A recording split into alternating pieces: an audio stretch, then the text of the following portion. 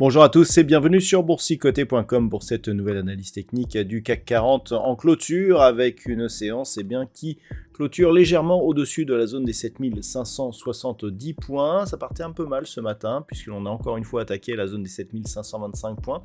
Puis au final, après avoir longtemps hésité ici sous cette zone de résistance, on est venu clôturer juste au-dessus puisqu'à 7577,89, le CAC 40 gagne ce soir 0,48% par rapport à la clôture de la séance précédente. Au niveau des indicateurs techniques, c'est très neutre. On voit ici une légère hausse au niveau des histogrammes du MACD, mais c'est vraiment imperceptible.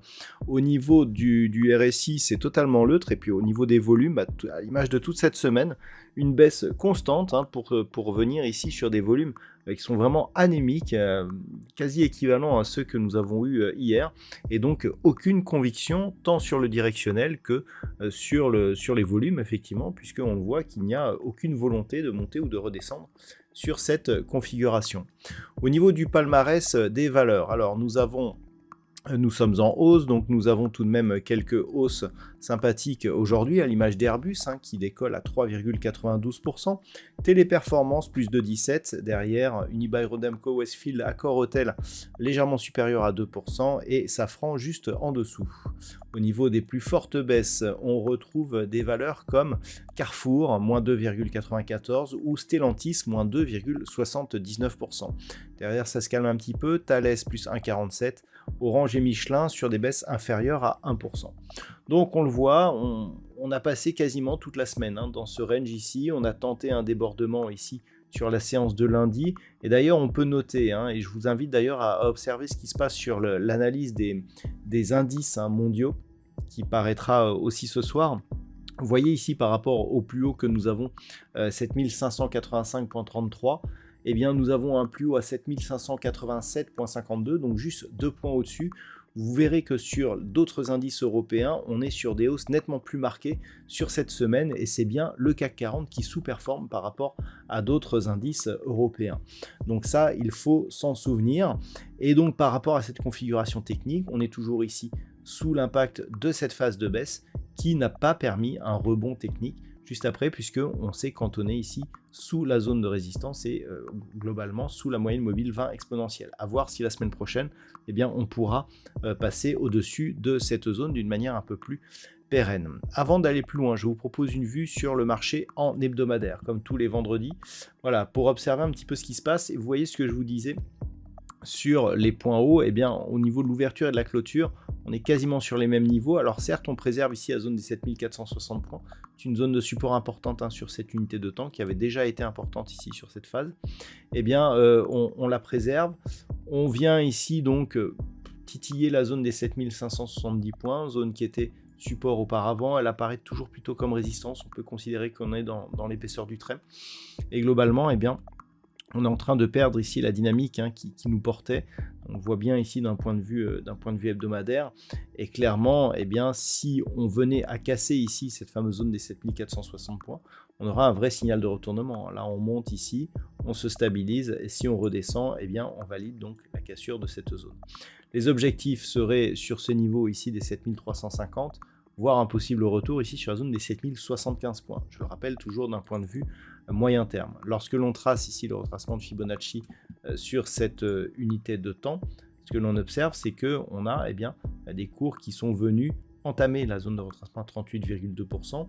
Et donc, si on vient ici casser la zone des 7460 points, que l'on vient ici au-delà des 50%, on aurait une zone ici 7365, mais c'est la rupture des 7325 qui pourrait nous donner un signal d'un possible retracement total de cette dynamique. Donc il va falloir observer ça, puisque si les cours repartent à la baisse, on pourrait avoir effectivement des objectifs qui se découvrent sur ces niveaux. Au niveau des indicateurs techniques, donc nous avons une configuration très neutre au niveau des histogrammes du MACD aussi, RSI neutre, une baisse des volumes, donc c'est un petit peu à l'image de ce que nous avons sur le daily. Donc par rapport à cette unité de temps, donc ce qu'il faut retenir, zone des 7460 points, une rupture ici nous confirme le retournement de tendance. Par contre, pour repasser en dynamique haussière, il faudrait au minimum repasser ici au-delà des 7725 points. On le voit ici, on a une petite oblique ici qui descend, on la voit mieux d'un point de vue daily.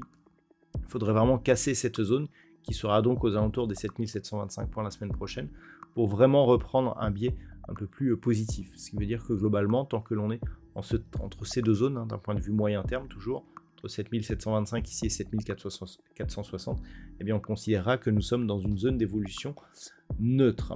Voilà donc ce que l'on peut dire d'un point de vue moyen terme sur cette configuration. Si on revient maintenant au daily, quels sont les points à surveiller pour la semaine prochaine? Donc toujours la même, 7460 à la baisse, c'est vraiment la rupture de cette zone qui validerait ici l'établissement d'un nouveau point bas significatif par rapport à celui-ci, après l'impulsion que nous avons eue ici qui nous a fait casser la moyenne mobile 20 exponentielle, la zone de support oblique et la zone justement des 7570 points. Cette zone qui semble agir désormais comme niveau de résistance. Si on revient ici et que l'on casse cette zone, eh bien on validera la poursuite du mouvement baissier avec un objectif ici sur cette zone de point bas entre 7350 et 7365 points. Si les cours repassent à la hausse, alors on prend un petit biais haussier si on passe au-dessus des 7570 puisqu'on sera au-dessus de la moyenne mobile 20 exponentielle. Donc on reprendra un petit biais positif, mais on aurait une vraie accélération en cas de cassure ici des 7630, voire de cette zone ici hein, que l'on a proche des 7660 points. Là effectivement on commencerait à revoir les choses d'une manière un peu plus positive. Et enfin, même si on a cassé ici cette zone de support oblique, même si on est sous la moyenne mobile 20 exponentielle, on est toujours sur un petit mouvement, on a toujours une succession ici de points bas qui est haussière. Pour l'instant, c'est toujours le cas, d'où l'intérêt de ne pas casser ici cette zone des 7460 points. Et surtout, on n'a toujours pas eu de contact avec la bande de Bollinger inférieure.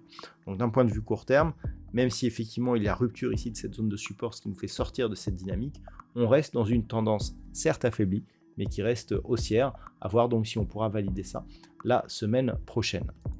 Voilà donc ce que l'on peut dire sur cette analyse technique du CAC 40 pour ce soir. D'un point de vue statistique, alors c'était très neutre hein, toute cette semaine, et bien c'est encore le cas aujourd'hui.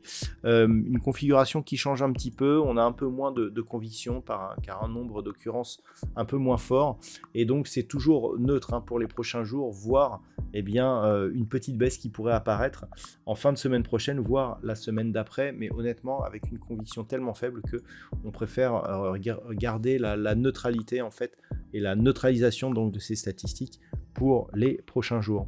Voilà donc pour cette analyse technique du CAC 40. Je vous souhaite de passer un très bon week-end. On se retrouve dès la semaine prochaine pour d'autres analyses techniques, toujours sur le site boursicoté.com.